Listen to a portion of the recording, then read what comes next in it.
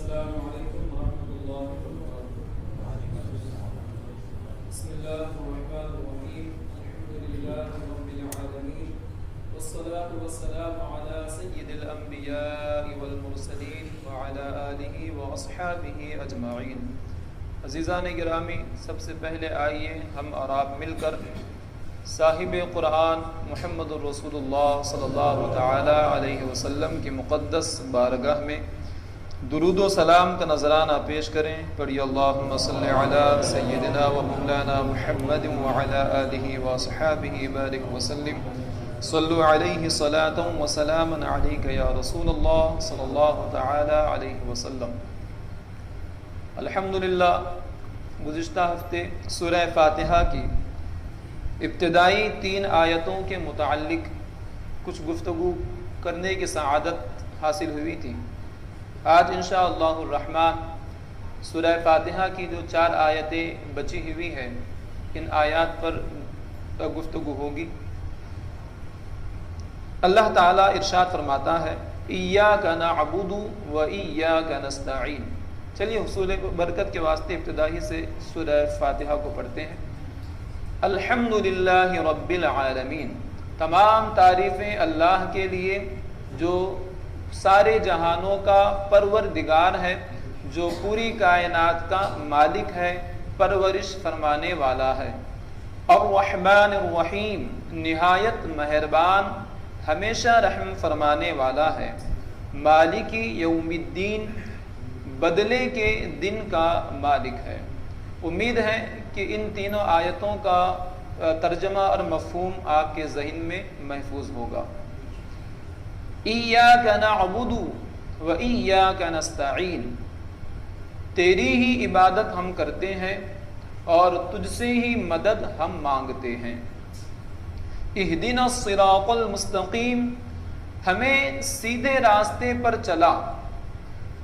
صراط الذین انعمت علیہم، ان کے راستے پر جن پر تو نے انعام فرمایا۔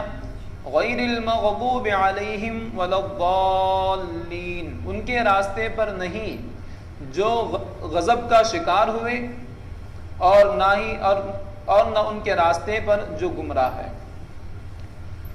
آپ نے گزشتہ ہفتے سماعت فرمایا تھا کہ سورہ فاتحہ کی ابتدائی 3 آیتوں میں اللہ تعالیٰ کے اوصاف ذکر کیے گئے ہیں۔ سب سے پہلے اللہ تعالیٰ کا نام ذکر فرمانے کے بعد ارشاد ہوا تھا رب العالمین، سارے جہانوں کا پروردگار ہے، پالنے والا ہے۔ پھر اس کے بعد الرحمن یعنی نہایت مہربان، الرحیم یعنی ہمیشہ رحم فرمانے والا، اور پھر ایک اور وصف یعنی مالک یوم الدین، قیامت کے دن کا مالک۔ ان تمام اوصاف کا ذکر ہوا تھا۔ تو ان اوصاف کی برکت یہ ہے کہ وہ بندہ جو اللہ تعالیٰ کی ذات و صفات سے ناآشنا ہوتا ہے، ناواقف ہوتا ہے، ان آیتوں کے ذریعے سے اللہ تعالیٰ کی ذات و صفات کا تعارف اسے حاصل ہو جاتا ہے۔ اسی لیے اب تک ذکر یہ اس طرح تھا کہ وہ پروردگار ہے، وہ رحمان ہے، وہ رحیم ہے، وہ قیامت کے دن کا مالک ہے۔ اب تک گفتگو کا انداز کیسا تھا؟ وہ یعنی غائب کے صیغے کے ساتھ تھا۔ وہ مہربان ہے، وہ رحیم ہے، وہ مالک ہے۔ وہ ہم کس کے لیے استعمال کرتے ہیں؟ جو ہمارے سامنے نہ ہو، جو ہمارے سامنے نہ ہو، اس کے لیے ہم وہ کے الفاظ استعمال کرتے ہیں عام طور پر۔ تو یہ ارشاد ہوا کہ تمام تعریفیں اللہ کے واسطے، جو عالمین کا پروردگار ہے، جو رحمان ہے، جو رحیم ہے، جو قیامت کے دن کا مالک ہے۔ ان اوصاف کی برکت یہ تھی کہ وہ بندہ جو رب تعالیٰ سے دور تھا، اب وہ اللہ تعالیٰ کی بارگاہ میں حاضر ہو گیا ہے۔ جو اللہ تعالیٰ سے جو خود دور تھا، ان اوصاف کے ذریعے سے اسے اللہ تعالیٰ کی ذات کا عرفان حاصل ہو گیا۔ اب اسے کائنات کے ذرے ذرے نے اس بات کی گواہی دی کہ کائنات کا کوئی پیدا کرنے والا ہے اور کائنات کا کوئی چلانے والا ہے، جو کائنات کی ہر چیز کا مالک ہے، پرورش فرمانے والا ہے۔ تو ان اوصاف کے ذکر کی برکت یہ ہوئی کہ وہ بندہ جو اب تک وہ اس طرح خطاب کر رہا تھا، اب یہ فاصلے ہٹ گئے، اور وہ بندہ جو دور تھا اب وہ اپنے آپ کو اللہ تعالیٰ کی بارگاہ میں حاضر تصور کرتا ہے، اور وہ کا معاملہ ختم ہو کر اب بات تو تک آ جاتی ہے۔ تو وہ عرض کرتا ہے ایاک نعبد، تیری ہی عبادت ہم کرتے ہیں اور تجھ سے ہی مدد ہم مانگتے ہیں۔ تو پہلے بندے کو اللہ تعالیٰ کی ذات کا عرفان عطا کیا گیا کہ اللہ تعالیٰ کے اوصاف یہ ہے، اور جب پچھلی آیتوں میں 3 اوصاف اللہ تعالیٰ کے ذکر ہوئے تھے تو اس کے سبب سے بندے کو یہ علم ہو گیا کہ میرا وجود میرا اپنا نہیں ہے، یہ کائنات کا وجود اس کا اپنا نہیں ہے، کوئی ہے جس نے ان سب کو وجود بخشا ہے، اور کوئی ہے جو ان کو باقی رکھے ہوئے ہیں، اور ساتھ ہی ساتھ یہ بھی معلوم ہو گیا تھا بندے کو کہ میرا وجود بیکار نہیں ہے، میرا وجود بیکار نہیں ہے، جو نعمتیں مجھے حاصل ہوئی یہ نعمتیں بھی بیکار نہیں ہیں، اور میں ان کے استعمال میں آزاد نہیں ہوں، بے لگام نہیں ہوں۔ مالک یوم الدین، بدلے کے دن کا مالک، اس آیت کے ذریعے سے بندے کے اندر جواب دہی کا احساس پیدا کیا گیا، اور بندے کو یہ بتایا، بندے کو اس بات کی تعلیم ارشاد ہوئی کہ بندے کا وجود بیکار نہیں ہے، اور اسی طرح جو نعمتیں بندے کو عطا ہوئی ہے ان نعمتوں کے استعمال میں بندہ آزاد اور بے لگام نہیں ہے، بلکہ ایک دن ایسا آنے والا ہے کہ اسے اپنی ہر نعمت کا حساب دینا ہوگا، اپنے ہر عمل کا حساب دینا ہوگا، اور وہ اپنے اعمال کے مطابق جزا یا سزا کا، انعام یا عذاب کا مستحق بھی ہوگا۔ تو بندے کو یہ معلوم ہو گیا مالکی یوم الدین سے، وہ جو بدلے کے دن کا مالک ہے۔ اب بندہ اپنے ہر عمل کے متعلق، ہر عمل کے لحاظ سے احساس کا جواب دہی کا احساس اس کے اندر پیدا ہو گیا۔ تو اب بندے نے عرض کی ایاک نعبد، ہم تیری ہی عبادت کرتے ہیں۔ اور اس میں آپ دیکھیے عبادت ہم کرتے ہیں اللہ کی۔ اب کوئی کسی کی عبادت اگر کرتا ہے، کسی کی غلامی اگر کرتا ہے تو کیوں کرتا ہے؟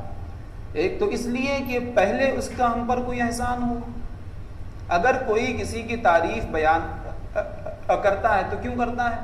اس لیے کہ اس کے پہلے ہم پر احسانات رہے، یا اس لیے کہ اس کے ہم پر فی الحال احسانات ہے، اس کے ہم پر فی الحال احسانات ہے، یا اس لیے ہم کسی سے محبت کرتے ہیں، کسی کی تعریف ہم کرتے ہیں کہ آئندہ ہو سکتا ہے کہ ہمیں اس کی حاجت ہو، آئندہ ہو سکتا ہے کہ ہمیں اس کی حاجت ہو۔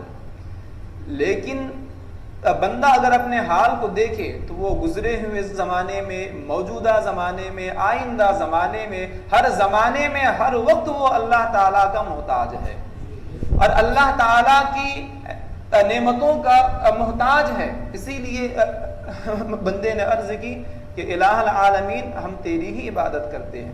جب ارشاد ہوا رب العالمین تو بندے کو یہ احساس ہوا کہ میرا وجود کسی کے احسان کا نتیجہ ہے، میرا وجود میرا اپنا نہیں ہے، بلکہ یہ وجود کی نعمت مجھے اللہ تعالیٰ نے عطا فرمائی ہے، اور پھر میری ابھی جو حیات شروع ہے میں اس میں بھی ہر لمحہ الرحمن الرحیم کا محتاج ہوں، اور جو زمانہ آئے گا قیامت کا وقت اس میں بھی میں اللہ تعالیٰ کی نعمتوں کا، اس کی رحمت کا حاجت مند ہوں۔ مالک یوم الدین، وہ قیامت کے دن کا مالک ہے۔ تو پہلے بندے کو یہ بتایا گیا کہ وہ ہر زمانے میں، ہر حال میں اللہ تعالیٰ کی رحمت کا، اللہ تعالیٰ کے احسانات کا محتاج ہے۔ تو پھر اس کے بعد بندے نے عرض کی مولا ہم تیری ہی عبادت کرتے ہیں۔ اچھا، اس میں الفاظ ہیں ایاکا۔ ایاکا کا مطلب ہوتا ہے تجھ کو یا تیری ہی۔ پھر فرمایا نعبد، ہم عبادت کرتے ہیں۔ تو عبادت کا ذکر بعد میں ہوا، عبادت جو کر رہا ہے اس کا ذکر بھی بعد میں ہوا۔ پہلے ذکر کس کا ہے؟ جس کی عبادت کی جا رہی ہے، پہلے اس کا ذکر فرمایا۔ ایاکا، تیری ہی، نعبد، ہم عبادت کرتے ہیں، یعنی ہمارا ذکر بعد میں، عبادت کرنے والے کا ذکر عبادت کا ذکر، دونوں کا ذکر بعد میں، سب سے پہلے ذکر کس کا ہوا؟ جس کی عبادت کی جا رہی ہے اس کا ذکر ہوا۔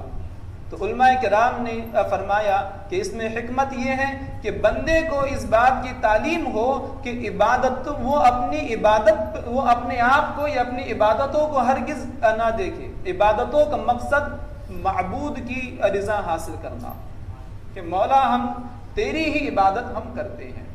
اور چونکہ عبادت نفس پر دشوار ہوتی ہے، عبادت نفس پر دشوار ہوتی ہے، لیکن آپ جانتے ہیں کہ اگر محبوب سامنے ہو یا محبوب کا ذکر ہو رہا ہو تو مشکل سے مشکل کام بھی آسان ہو جاتا ہے۔ مجنون کو دیکھیے، قیس کو دیکھیے، محبوب کے شوق میں اس نے کتنے صحراؤں کی خاک چھان لی ہے۔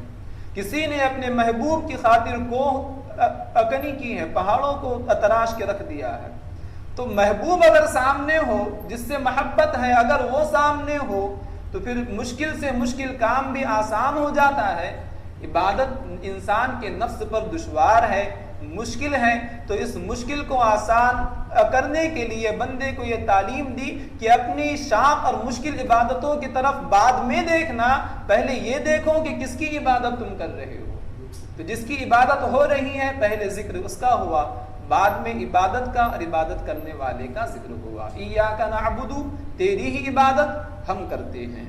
اور یہ بھی بتانے کے لیے کہ مفعول جب مقدم ہوتا ہے تو اس سے حصر کا فائدہ ہوتا ہے، یعنی ایسا نہیں کہ ہم تیری بھی عبادت کرتے ہیں، تیرے علاوہ کسی اور کی بھی عبادت کرتے ہیں، معاذ اللہ رب العالمین۔ فرمایا تیری ہی عبادت ہم کرتے ہیں، تیرے علاوہ کسی اور کو عبادت کا مستحق ہم نہیں سمجھتے۔ اور ایسا بھی ارشاد نہیں ہوا ایاک اعبد کہ میں تیری ہی عبادت کرتا ہوں، تیری ہی عبادت میں کرتا ہوں، اپنے اکیلے کا ذکر ہرگز بندہ نہ کرے۔ ایاک نعبد کہ مولا صرف میں ہی نہیں، پوری کائنات ہم تمام مخلوق مل کر تیری ہی عبادت کرتے ہیں۔ اگر ایسا ہوتا ایاک اعبد، بندہ اگر یہ اگر بندہ عرض کرے کہ مولا تیری ہی عبادت میں کرتا ہوں، تو اب ہو سکتا ہے کہ اس کے اندر عجب پیدا ہو جائے، خود بینی پیدا ہو جائے کہ میں نے اللہ تعالیٰ کی عبادت کی۔ تو یہ بتانے کے لیے کہ عبادت تم اکیلے نہیں کر رہے ہو، پوری کائنات مل کر اللہ تعالیٰ کی عبادت میں مصروف ہے۔ اور عبادت اگرچہ اچھا کام ہے، بلکہ عبادت ہی بندے کی تخلیق کا مقصد ہے، لیکن عبادت ہے تو ایک کام، عبادت ہے ایک کام، اور عبادت ایک کام ہی نہیں، ایک کارنامہ بھی ہے۔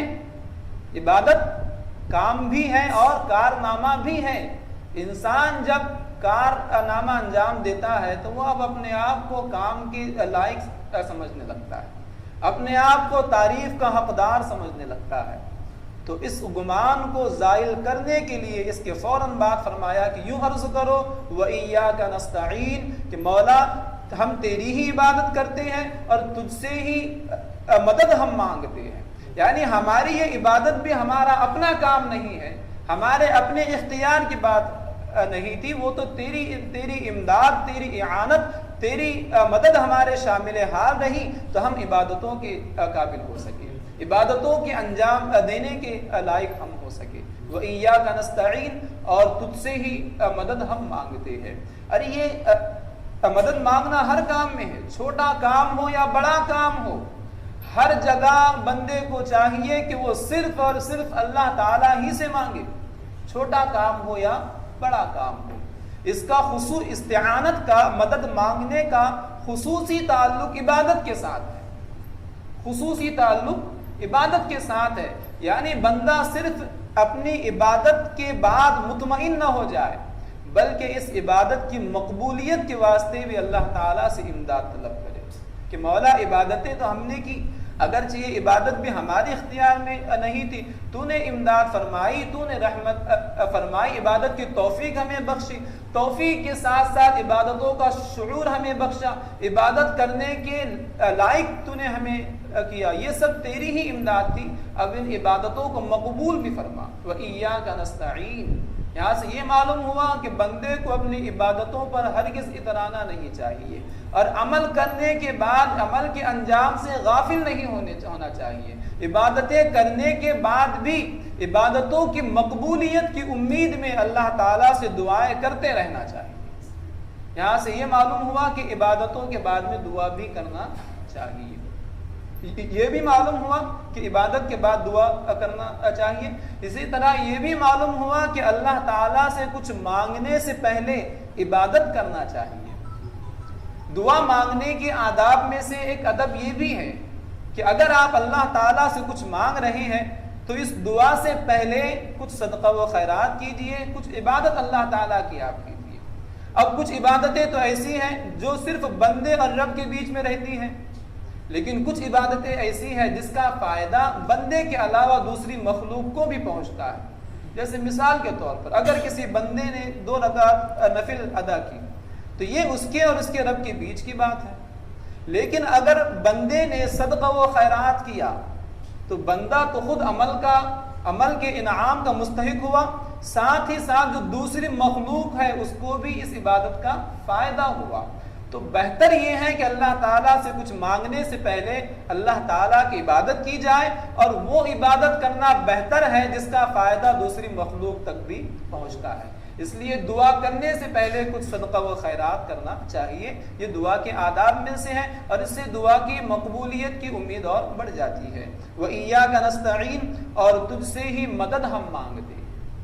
اب آپ کہیں گے کہ پیاس بجھانے کے واسطے پانی سے ہم مدد مانگتے ہیں، یعنی ہم یہ تو سمجھتے ہیں نا کہ پیاس بجھانے میں پانی کام آتا ہے، بھوک مٹانے میں غذا کام آتی ہے، اسی طرح بیماری دور کرنے میں دوا کام آتی ہے۔ ہم مسلمان ہیں، ہمارا توکل اللہ کی ذات پر ہے، ہمارا یقین اللہ تعالیٰ کی ذات پر ہے۔ اگر پیاس بجھانے کے لیے پانی ہم پیتے ہیں تو پانی کے اندر ہم یہ ہرگز ہمارا اعتقاد نہیں کہ پانی کے اندر خود سے یہ طاقت ہے کہ وہ ہماری پیاس بجھا سکے۔ یہ ہرگز ہمارا عقیدہ نہیں ہے کہ دوا کے اندر خود یہ اثر ہے کہ وہ ہماری بیماری کو دور کر سکے، بلکہ ہمارا اعتقاد یہ ہے کہ اللہ تعالیٰ رب العالمین ہے، کائنات کے ہر چیز کو اس نے پیدا فرمایا، اور ہر چیز کے اندر مخصوص اثرات بھی اللہ تعالیٰ نے ہی رکھی ہیں، اور اللہ تعالیٰ نے ہی مختلف چیزوں کو دوسری چیزوں کے لیے سبب اور وسیلہ بنایا ہے۔ ہمارا ماننا یہ ہے کہ پیاس بجھانے کے واسطے پانی وسیلہ ہے، یہ اللہ تعالیٰ نے بنایا، یعنی پانی کے اندر خود یہ طاقت نہیں ہے پیاس بجھانے کی، دوا کے اندر خود سے طاقت نہیں ہے بیماری ہٹانے کی، دور کرنے کی، یہ طاقت کس نے رکھی؟ اللہ نے رکھی۔ تو چونکہ اللہ نے ان میں یہ اثر رکھا ہے تو اب اللہ کی ذات پر اعتماد کرتے ہوئے، اللہ کی ذات پر توکل رکھتے ہوئے، مسبب الاسباب کی ذات پر نگاہ رکھتے ہوئے اسباب کو ہم استعمال کرتے ہیں۔ تو یہ ایمان کے خلاف نہیں ہے، یہ توحید کے خلاف نہیں ہے، یہ توکل کے خلاف نہیں ہے۔ اللہ تعالیٰ نے جن چیزوں کو اسباب بنایا ہے، وسیلے بنایا ہے، ان اسباب اور وسیلوں کو استعمال کرنا یہ توکل کے خلاف نہیں ہے۔ اگر ہمیں بیماری آئے ڈاکٹر کے پاس ہم جائے تو اس کا ہرگز یہ مطلب نہیں کہ ڈاکٹر سے ہم مدد مانگ کر شرک ہم کر رہے ہیں، بلکہ ہمارا ماننا یہ ہے کہ اللہ نے ڈاکٹر کو یہ فہم عطا فرمایا ہے، یہ سمجھ عطا فرمائی ہے کہ وہ بیماری کے مناسب دوا تجویز وہ کر سکتا ہے، اور اس دوا کے اندر تاثیر بھی اللہ ہی نے رکھی ہے کہ یہ دوا ہماری بیماری کو دور کر سکتی ہے۔ تو یہ ہمارا عقیدہ ہے۔ اب اسی طرح اگر کوئی انبیاء و اولیاء سے مدد مانگتا ہے، اگر کوئی انبیاء یا اولیاء سے مدد مانگتا ہے اور اس کا عقیدہ یہ ہے کہ انبیاء اور اولیاء کو اللہ نے یہ قوت دی ہے، ان کے اندر اللہ نے یہ طاقت دی ہے، اب اگر یہ عقیدہ رکھتے ہوئے کوئی انبیاء یا اولیاء سے مانگتا ہے تو اب یہ شرک نہیں ہے۔ اگر کوئی اس عقیدے کے ساتھ مدد مانگتا ہے تو یہ شرک نہیں ہے۔ احادیث دیکھیے بھری پڑی ہے کہ صحابہ کرام مصیبتوں کے وقت میں آقا کریم صلی اللہ علیہ وسلم کے حضور حاضر ہوتے تھے۔ حضرت ابو ہریرہ رضی اللہ تعالی عنہ کو نسیان کی بیماری تھی، آپ جو سنتے تھے بھول جاتے تھے۔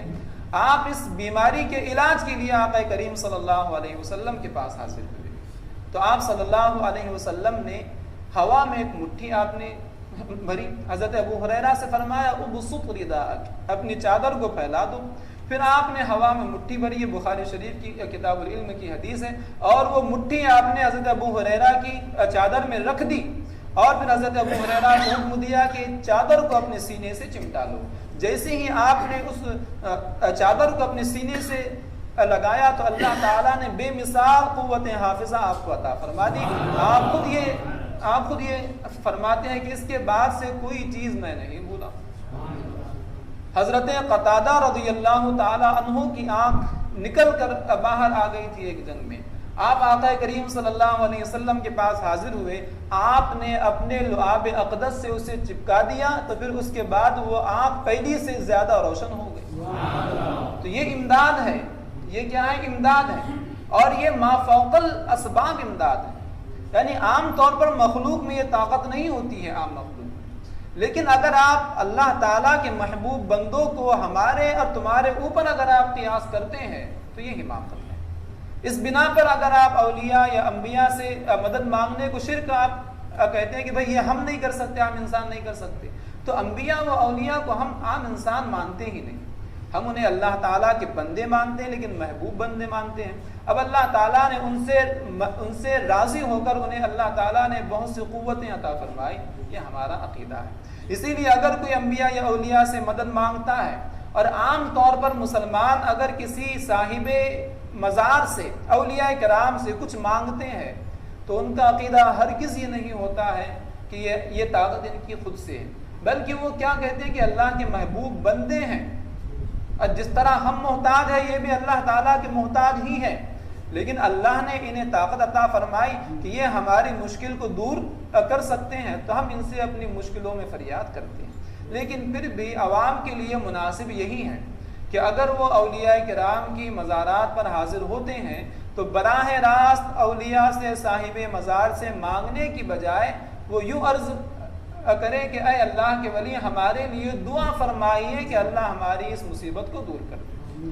براہ راست یہ عرض کرنے کی بجائے کہ ہماری مشکل کو دور فرما دیجئے، عوام کے لیے بہتر یہ ہے کہ وہ یوں عرض کرے کہ اے اللہ کے ولی آپ دعا فرمائیں کہ اللہ تعالی ہماری اس مصیبت کو دور فرما دے. ایاک نعبد، تیری ہی عبادت ہم کرتے ہیں، و ایاک نستعین، اور تجھ سے ہی مدد ہم مانگتے ہیں. اب اس کے بعد ہے اہدنا الصراط المستقیم، ہمیں سیدھے راستے کی ہدایت عطا فرما. ہمیں سیدھے راستے کی ہدایت عطا فرما. ہدایت کسے کہتے ہیں؟ ہدایت کا ایک مطلب ہوتا ہے راستہ دکھانا، یعنی راہنمائی.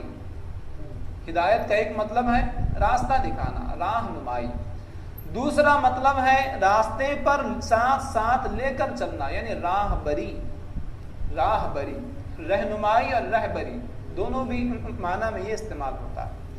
تو اب یہاں ارشاد ہو رہا ہے کہ یوں عرض کرو اہدنا الصراط المستقیم، کہ اے اللہ ہمیں سیدھا راستہ چلا، یعنی سیدھے راستے کی ہدایت عطا فرما. یعنی نہ صرف یہ کہ سیدھا راستہ ہمیں دکھا دے، بلکہ اپنے فضل و رحمت سے سیدھے راستے پر ہمیں لے چل. سیدھے راستے پر چلتے وقت بھی ہماری امداد فرما. اب یہاں سے یہ معلوم ہوا کہ سب سے اہم دعا ہدایت کی دعا، سب سے اہم دعا ہدایت کی دعا ہے. آپ دیکھ رہے ہیں کہ پہلے اللہ تعالیٰ کی تین آیتوں میں اللہ تعالیٰ کے اوصاف مذکور ہوئے. پھر بندے نے یوں عرض کیا کہ مولا تیری ہی عبادت ہم کرتے ہیں، تجھ سے ہی امداد ہم مانگتے ہیں. پھر اس کے بعد دعا کا سلسلہ شروع ہو گیا کہ یوں عرض کرو کہ مولا ہمیں سیدھے راستے کی ہدایت عطا فرما. اب پھر یہاں صرف ایسا نہیں کہ مولا مجھ اکیلے کو ہدایت عطا فرما، بلکہ کیا ارشاد ہوا؟ اہدنا الصراط المستقیم، ہم سب کو سیدھے راستے کی ہدایت عطا فرما. یہاں سے یہ معلوم ہوا کہ کچھ بھی آپ مانگے، دعا اگر آپ مانگتے ہیں تو تنہا اپنے لیے نہ مانگے، بلکہ جو دوسرے مسلمان ہیں ان کے واسطے بھی آپ مانگیں. بلکہ علماء نے فرمایا ہے کہ دعا کے آداب میں سے ایک دعا یہ ہے کہ جو چیز اپنے لیے مانگ رہا ہے، اپنے سے پہلے اپنے جو دوسرے مسلمان اس نعمت کے محتاج ہیں ان کے لیے وہ دعا مانگے. اگر آپ اپنے لیے اولاد مانگ رہے ہیں تو یوں عرض آپ کیجئے کہ اے اللہ جتنے مسلمان بے اولاد ہیں انہیں اولاد عطا فرما، مجھ کو بھی صاحب اولاد کر دے. اگر آپ اپنے لیے روزگار مانگتے ہیں تو یوں عرض کیجئے کہ مولا جتنے مسلمان بے روزگار ہیں انہیں روزی عطا فرما اور مجھ کو بھی روزی عطا فرما. تو اللہ تعالیٰ دوسرے امت مسلمہ کی خیر خواہی کی برکت سے اللہ تعالیٰ دعاؤں کو مقبول فرماتا ہے. ایک حدیث پاک کا مفہوم ہے کہ جو دن اور رات میں 27 مرتبہ، کتنے مرتبہ؟ 27 مرتبہ امت محمدیہ کے لیے مغفرت کی دعا مانگتا ہے، اللہ تعالیٰ اس کا شمار مستجاب الدعوات لوگوں میں فرما دیتا ہے، یعنی جن کی دعائیں مقبول ہوتی ہیں. اگر ہم چاہتے ہیں کہ ہماری دعائیں مقبول ہو تو ہمیں اپنے اندر امت مسلمہ کی خیر خواہی کا جذبہ پیدا کرنا ہوگا. اگر آپ امت مسلمہ کے لیے خیر خواہ ہیں، امت محمدی کا بھلا اگر آپ چاہتے ہیں تو اللہ تعالیٰ آپ کی دعاؤں کو مقبول فرما دیں. اور حقیقت میں دین نام ہی ہے خیر خواہی کا، دین نام ہی ہے خیر خواہی کا. بخاری شریف کی روایت ہے الدین النصیحہ، دین خالص رہنے کا نام ہے، دین خیر خواہی کا نام ہے، دین خیر خواہی کا نام ہے. تو اگر آپ یہ چاہتے ہیں، اگر ہم یہ چاہتے ہیں کہ ہماری دعائیں مقبول ہو تو ہمیں اپنے اندر مسلمانوں کی خیر خواہی کا جذبہ پیدا کرنا چاہیے. اہدنا الصراط المستقیم، سیدھے راستے پر ہمیں چلا، سیدھے راستے کی ہدایت عطا فرما. اب ہدایت کیا ہے؟ اسلام. ہدایت اسلام ہے. صراط مستقیم سیدھا راستہ، یعنی جو راستہ ہمیں سیدھے سیدھے منزل تک پہنچا دے اس راستے پر ہمیں چلا. منزل کیا ہے؟ اللہ تعالیٰ کی رضا، اللہ تعالیٰ کی خوشنودی، آخرت میں اللہ تعالیٰ کے عذاب سے محفوظ رہنا اور اللہ تعالیٰ کے انعامات کی جگہ یعنی جنت میں داخل ہونا. یہ منزل ہے، یہ منزل ہے. عذاب سے بچنا اور جنت میں داخل ہونا یہ منزل ہے. تو جو ہمیں جو راستہ اس منزل تک ہمیں سیدھے سیدھے پہنچا دے اس راستے کی ہدایت ہمیں عطا فرما. اور وہ راستہ کون سا ہے؟ وہ راستہ ہے اسلام کا راستہ. اب یہاں سوال یہ ہوتا ہے کہ ہم تو پہلے سے ہی اسلام کے راستے پر ہیں، ہم تو پہلے سے ہی صراط مستقیم پر ہیں، تو پھر ہم کیوں دعا ہم کریں؟ تو اس میں تعلیم یہ ہے کہ اس کا مقصد یہ ہے کہ یوں دعا کرو کہ مولا جس طرح تو نے اپنے فضل سے ہمیں اس راستے پر تو لے کر آیا ہے، اب اس راستے پر چلتے ہوئے منزل تک پہنچنے میں بھی ہماری امداد فرما. یعنی ہمیں اس ہدایت کے راستے پر ثابت رکھ، استقامت کے ساتھ اس راہ پر چلنے میں ہماری امداد فرما اور اس راہ سے ہٹنے سے ہمیں بچا. اہدنا الصراط المستقیم، ہمیں سیدھے راستے پر گامزن رکھ. اب وہ سیدھا راستہ کون سا ہے؟ صراط الذین انعمت علیہم، راستہ ان کا جن پر تو نے انعام فرمایا، یعنی ہمیں ان کے راستے پر چلا جن پر تو نے انعام فرمایا. اب وہ کون ہیں؟ اللہ تعالیٰ نے سورہ نساء میں فرمایا اولئک انعم اللہ علیہم من النبیین والصدیقین والشہداء والصالحین، کہ اللہ تعالیٰ نے انعام فرمایا کس پر؟ انبیاء پر، صدیقین پر، شہداء پر اور صالحین پر. یہ 4 گروہ وہ ہیں جن پر اللہ تعالیٰ نے انعام فرمایا. تو ہمیں حکم ہوا ہے کہ ہم یوں دعا کریں کہ مولا ہمیں اپنے ان انعام یافتہ بندوں کے راستے پر چلا. اچھا، انعامتا کا مطلب ہے جنہیں تو نے نعمت عطا فرمائی. انعامتا کا مطلب کیا ہے؟ جنہیں تو نے نعمت عطا فرمائی. یعنی یوں عرض کرو کہ مولا ہمیں ان کے راستے پر چلا جن کو تو نے نعمت عطا فرمائی. اب نعمت تو ہر چیز ہے، ہمارا وجود بھی تو ایک نعمت ہے، سانسوں کی آمد و رفت یہ بھی تو اللہ تعالیٰ کی نعمت ہے. کھا رہے ہیں، پی رہے ہیں، تندرستی، ہمارے اعضاء ظاہری اور باطنی اعضاء، یہ سب کچھ تو اللہ تعالیٰ کی نعمت ہے. اور اللہ تعالیٰ کی ایسی نعمتوں سے تو کائنات میں کوئی محروم نہیں. کافروں کو آپ دیکھیے، ان کے پاس بھی اللہ تعالیٰ کی بہت سی نعمتیں ہیں، خوشحالی ہے، تندرستی ہے، غذا ہے، اعضاء ہے، طاقت و قوت ہے، عقل و شعور ہے، فہم و ادراک ہے. نعمتیں تو اللہ تعالیٰ، ہر کوئی مخلوق ایسی نہیں جو نعمتوں سے بالکل ہی محروم ہے. اللہ تعالیٰ نے ہر مخلوق کو اس کے حسب حال کچھ نہ کچھ نعمت عطا فرمائی ہے. لیکن یہاں حکم ارشاد ہو رہا ہے کہ یوں عرض کرو کہ مولا ہمیں ان کے راستے پر چلا جن پر تو نے نعمت فرمائی. نعمت تو ہر مخلوق پر فرمائی.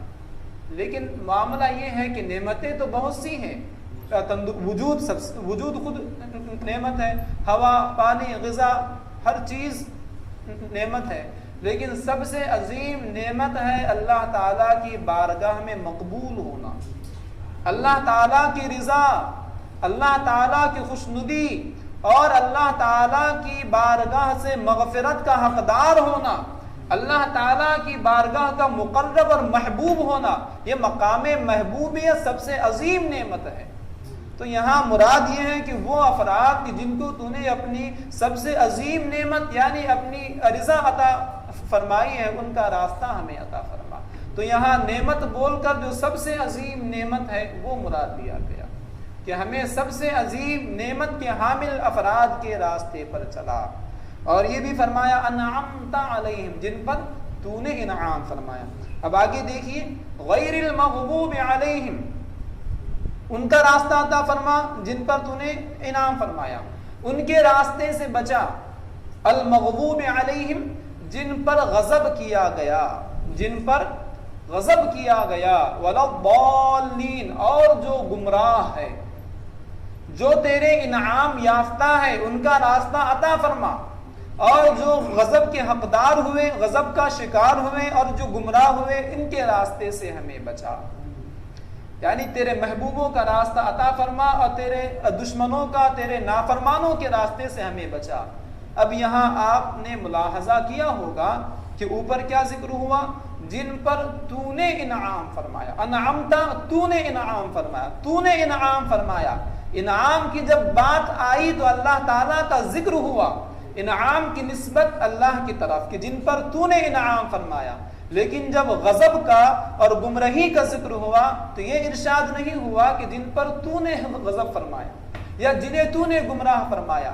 اب یہاں اللہ تعالیٰ کی طرف نسبت نہیں ہوئی، نعمتوں کا ذکر تھا تو نسبت اللہ کی سمت ہوئی، لیکن جب غضب کا ذکر ہوا تو یہ نہیں فرمایا کہ جن پر تو نے غضب فرمایا، بلکہ فرمایا المغضوب علیہم، جن پر غضب ہوا، جن پر غضب ہوا، تو غضب کی نسبت ان کی طرف ہوئی جن پر غضب ہوا۔ اوپر بھی حالانکہ ایک ہے انعام فرمانے والا، دوسرے ہیں انعام پانے والے، تو انعام کا جب ذکر ہوا تو انعام فرمانے والے کی طرف اس کی نسبت ہوئی، لیکن غضب میں بھی تو دو جہتیں ہیں، ایک ہے غضب فرمانے والا، ایک ہے غضب کا شکار ہونے والا۔ جب غضب کا ذکر ہوا تو جو غضب کا شکار ہوا اس کی طرف اشارہ ہو رہا ہے۔ اس میں ہمارے لیے تعلیم یہ ہے کہ اللہ تعالیٰ کی طرف اچھائی کی نسبت ہی کرنی چاہیے، برائی کی نسبت اللہ تعالیٰ کی طرف نہیں کرنی چاہیے۔ حضرت ابراہیم علیہ السلام کا یہ جملہ کلام پاک میں مذکور ہے، اذا مرضت فهو یشفین، جب میں بیمار ہوتا ہوں تو وہ شفا عطا فرماتا ہے۔ حالانکہ جس طرح شفا اللہ تعالیٰ کی طرف سے ہے، بیماری بھی تو اللہ تعالیٰ ہی کے حکم سے آتی ہے، تو اگرچہ بیماری آتی ہے اللہ تعالیٰ کے حکم سے ہے، لیکن اس کی نسبت اللہ تعالیٰ کی سمت کرنا یہ ادب کے خلاف ہے۔ اس نے ابراہیم علیہ السلام کے الفاظ اذا مرضت فهو یشفین، جب میں بیمار ہوتا ہوں تو وہ شفا عطا فرماتا ہے۔ بیماری کی نسبت اپنی طرف، شفا کی نسبت اللہ تعالیٰ کی طرف۔ یہ ادب کا تقاضا ہے کہ جتنی بھی برائیاں ہیں اسے بندہ اپنے آپ سے ہوتا ہوا تصور کرے۔ ما اصابک من حسنۃ فمن اللہ، جو بھی اچھائی تمہیں پہنچے وہ اللہ تعالیٰ کی طرف سے، وما اصابک من سیئۃ فمن نفسک، اور جو برائی تم تک پہنچے تو وہ تیرے ہی اپنے نفس کی طرف سے۔ اسی لیے یہاں انعام کی نسبت اللہ کی سمت ہوئی، لیکن غضب کی نسبت بندوں ہی کی طرف ہو رہی۔ اور اس میں یہ بھی ایک اشارہ ہے کہ بندہ خود سے نعمتوں کا حقدار نہیں ہوتا ہے۔ اللہ تعالیٰ اگر کسی بندے کو انعام عطا فرمائے تو یہ بھی اللہ تعالیٰ کا انعام ہی ہے۔ بندہ اپنے اعمال کے اعتبار سے کسی انعام کا مستحق ہو ہی نہیں سکتا۔ بندہ اگر اپنے خالق و مالک کی خدمت کرے، عبادت کرے، تو یہ کسی انعام کی بات نہیں ہے۔ اگر اللہ تعالیٰ بندے کے اعمال سے خوش ہو کر اسے انعام عطا فرمائے تو یہ انعام فرمانا بھی اللہ تعالیٰ کا احسان ہے۔ لیکن بندہ اگر غضب کا شکار ہوتا ہے تو یہ اس کے اپنے اعمال کا نتیجہ ہے۔ انعام الہی یہ بندے کے اعمال پر مرتب ضرور ہوتا ہے لیکن اس کے ساتھ مشروط نہیں ہے۔ انعام الہی اللہ تعالیٰ کا احسان ہے. لیکن بندہ اگر غضب کا شکار ہو رہا ہے تو یہ صرف اور صرف بندے کے اپنے اعمال کا اثر بد ہے، بندے کے اپنے اعمال کا نتیجہ ہے. حدیث پاک میں آیا ہے کہ المغضوب علیہم یعنی غضب کے شکار لوگوں سے مراد ہے قوم یہود، اور گمراہ لوگوں سے مراد ہے عیسائی. گمراہ لوگوں سے مراد ہے عیسائی. تو ہمیں یہ تعلیم ہے کہ اللہ تعالیٰ کے جو محبوب بندے ہیں ان کے راستے پر چلنے کی کوشش ہم کریں. اب آپ دیکھ سکتے ہیں کہ انبیاء، اولیاء، شہداء، علماء، صالحین، ان کا راستہ کون سا راستہ ہے؟ اگر اسلامی فرقوں کی اگر آپ بات چیت آپ کریں تو آپ خود اندازہ لگاؤ کہ اللہ تعالیٰ کے اولیاء حضور غوث اعظم، حضور خواجہ پیا کیسے عقائد ان کے تھے، اور امت مسلمہ کا کون سا طبقہ ان سے عقیدت رکھتا ہے. اگر انسان نے خود اگر اس میں غور و فکر اگر کوئی مسلمان کرے تو مختلف فرقوں میں سے ہدایت یافتہ فرقے کے انتخاب میں اسے دشواری پیش نہیں آئے. اللہ تعالی ہمیں سیدھے راستے پر چلنے کی توفیق عطا فرمائے. اچھا، اس کے بعد ہم پڑھتے ہیں آمین. ابھی آپ نے کہا آمین. سورہ فاتحہ کے ختم پر ہم کیا کہتے ہیں؟ آمین. آمین یہ کلام پاک کا حصہ نہیں، پورے کلام پاک میں یہ کہیں بھی نہیں آیا ہے، لیکن سورہ فاتحہ کے بعد آمین پڑھنا مستحب ہے، سنت ہے آقا کریم صلی اللہ علیہ وسلم، پڑھنا چاہیے. لیکن چونکہ یہ کلام پاک کا حصہ نہیں ہے اس لیے اسے آہستہ پڑھنا چاہیے.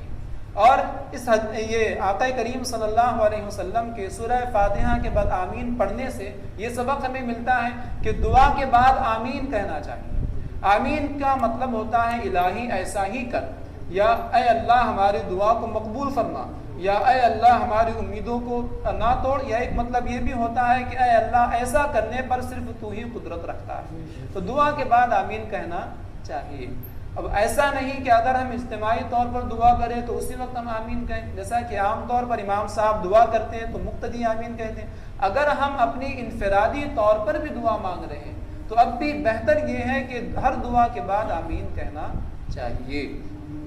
ایک حدیث پاک سورہ فاتحہ کے متعلق سماعت فرما لیجیے. مسلم شریف، ترمذی شریف، ابو داؤد شریف، ابن ماجہ شریف، مختلف کتابوں میں یہ حدیث ہے. سورہ فاتحہ کو سورۃ الصلاۃ کہا جاتا ہے، صلاۃ کہتے ہیں نماز کو. مسلم شریف کی روایت ہے کہ آقا کریم صلی اللہ تعالی علیہ وسلم نے فرمایا کہ اللہ تعالیٰ ارشاد فرماتا ہے قسمت الصلاۃ بینی و بین عبدی نصفین، کہ میں نے سورہ فاتحہ کو اپنے اور اپنے بندے کے بیچ میں آدھا آدھا تقسیم فرما دیا. قسمت الصلاۃ، میں نے سورہ فاتحہ کو تقسیم کر دیا ہے، بینی و بین عبدی، اپنے اور اپنے بندے کے بیچ، نصفین، آدھا آدھا، نصفہا لعبدی، نصفہا لی و نصفہا لعبدی، آدھا میرے لیے ہے، آدھا میرے بندے کے لیے. پھر آگے اس کی وضاحت ہے کہ جب بندہ یوں عرض کرتا ہے الحمدللہ رب العالمین، یعنی تمام تعریفیں اللہ رب العزت کے واسطے، تو اب اللہ رب العزت ارشاد فرماتا ہے حمدنی عبدی، میرے بندے نے میری تعریف بیان کی. ایک تو ہوتا ہے کہ بندہ خود یہ کہے کہ میں اللہ کی تعریف بیان کرتا ہوں، لیکن ایک یہ ہے کہ اللہ رب العزت اس کا اعلان فرمائے کہ میرے بندے نے میری تعریف کی. پھر جب بندہ عرض کرتا ہے الرحمن الرحیم، نہایت مہربان رحمت فرمانے والا، تو اب اللہ تعالیٰ ارشاد فرماتا ہے اثنا علی عبدی، میرے بندے نے میری اور تعریف بیان کی. جب بندہ عرض کرتا ہے مالک یوم الدین، بدلے کے دن کا مالک ہے، تو اب اللہ تعالیٰ ارشاد فرماتا ہے مجدنی عبدی، میرے بندے نے میری بزرگی بیان کی. پھر جب بندہ عرض کرتا ہے ایاک نعبد و ایاک نستعین، تیری ہی عبادت ہم کرتے ہیں، تجھ سے ہی مدد ہم مانگتے ہیں، جب بندہ یہ عرض کرتا ہے تو اللہ تعالیٰ ارشاد فرماتا ہے ھذا بینی و بین عبدی، یہ میرے اور میرے بندے کے درمیان کی بات ہے، یہ میرے اور میرے بندے کے بیچ کی بات ہے. پھر جب بندہ عرض کرتا ہے اہدنا الصراط المستقیم صراط الذین انعمت علیہم غیر المغضوب علیہم ولا الضالین، کہ ہمیں سیدھے راستے کی ہدایت عطا فرما، ان کے راستے کی ہدایت جن پر تو نے انعام فرمایا، نہ کہ وہ جن پر جو غضب کا شکار ہوئے اور جو گمراہ ہوئے. جب بندہ یوں عرض کرتا ہے تو پھر اللہ تعالیٰ ارشاد فرماتا ہے ھذا بینی و بین عبدی، یہ میرے اور میرے بندے کے بیچ ہے، وَلِعَبْدِي مَا سَأَلَ، اور میرے بندے کے واسطے وہ چیز ہے جو اس نے مانگی. یعنی میرے بندے نے جو چیز مجھ سے مانگی میں نے اسے وہ عطا فرما دی۔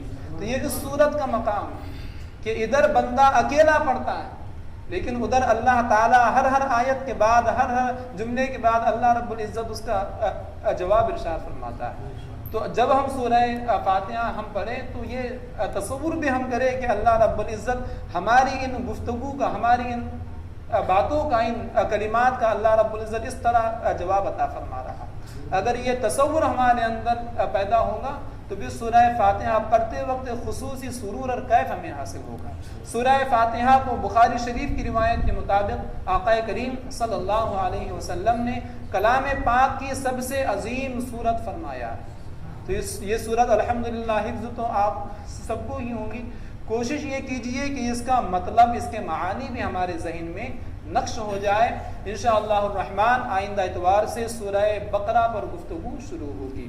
اور ایک اہم اعلان سماعت آپ یہ کیجئے کہ جس طرح کلام الہی ہمارے لیے دلیل ہے، ہمارے لیے رحمت ہے، اسی طرح کلام رسول یہ بھی ہمارے لیے نعمت ہے۔ جس طرح ہم پر اللہ تعالیٰ کے مقدس کلام کو سمجھنا ضروری ہے، اسی طرح ہمیں آقا کریم صلی اللہ علیہ وسلم کی باتیں بھی سننے اور سمجھنے اور ان پر عمل کرنے کی کوشش کرنا چاہیے۔ کلام پاک اللہ تعالیٰ کا کلام قرآن مقدس کی شکل میں ہمارے سامنے ہے، اور رسول معظم صلی اللہ تعالیٰ علیہ وسلم کے ارشادات احادیث کی شکل میں، حدیثوں کی شکل میں ہمارے سامنے ہیں۔ حدیث پاک کی مختلف کتابیں ہیں، بہت سی کتابیں ہیں، لیکن سب سے مشہور کتاب ہے بخاری شریف۔ آپ نے نام اکثر سنا ہوگا، بخاری شریف۔ تو الحمدللہ اللہ تعالیٰ کی دی ہوئی توفیق سے جس طرح ہم نے کچی مسجد میں کلام پاک سمجھنے اور سمجھانے کے سلسلے کا آغاز کیا ہے، الحمدللہ اس منگل سے مدینہ مسجد میں مغرب کی نماز کے بعد بخاری شریف کے درس کا آغاز بھی ہوگا۔ آپ حضرات سے گزارش یہ ہے کہ جس طرح آپ کلام پاک سمجھنے کے واسطے آ رہے ہیں، اسی طرح کوشش یہ کیجئے کہ کلام رسول صلی اللہ علیہ وسلم سمجھنے کے لیے بھی اسی طرح شوق کے ساتھ میں آپ آتے رہیے۔ اللہ تعالیٰ کے بارگاہ میں دعا ہے کہ وہ ہمیں اپنے کلام اور اپنے حبیب صلی اللہ علیہ وسلم کے ارشادات کے فیضان سے مالا مال فرمائے، کلام پاک سمجھنے اور اس پر عمل کرنے کی توفیق عطا فرمائے۔ السلام علیکم ورحمۃ اللہ وبرکاتہ۔ اللهم صل على سيدنا مولانا محمد وعلى آله وصحابه وبارك وسلم۔ اللهم نبّر قلوبنا بالقرآن وزين أخلاقنا بالقرآن وأدخلنا في الجنة بالقرآن ونجنا من النار بالقرآن۔ صلى الله على حبيبه محمد وآله وصحابه أجمعين برحمتك يا أرحم الراحمين۔